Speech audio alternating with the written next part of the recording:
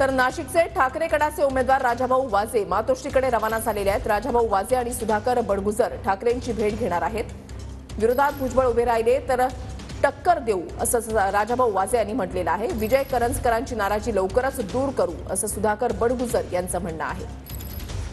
पण मातोश्रीवर चाललेला आहात, काय नेमकी काय नियोजन आहे पुढे? नाही, नियोजन असं काही नाही आहे। उमेदवारी जाहीर झाली, त्यांचे आशीर्वाद घ्यायला। राजाभाऊ, एक मोठा संघर्ष, एक मोठी लढाई नाशिकमध्ये बघायला मिळेल अशी एक शक्यता वर्तवली जाते। भुजबळांच्या उमेदवारीची आज म्हणजे घोषणा होऊ शकते असं देखील म्हटलं जात आहे। शिवसैनिक हा कायम लढाईच्या मनस्थितीतच असतो, त्यामुळे लढाई करणं आमचं काम आहे, आम्ही लढणार आहोत। भुजबळांसारखा जर उमेदवार समोर असेल तर आपल्यासाठी सगळ्यांसाठी किती अवघड असेल किंवा किती सोपी असेल निवडणूक? काय गणित आहे आपलं? कोणती निवडणूक सोपी नसते, परंतु लढाईची तयारी असली तर अवघडही होऊ शकणार नाही असं मला वाटतं।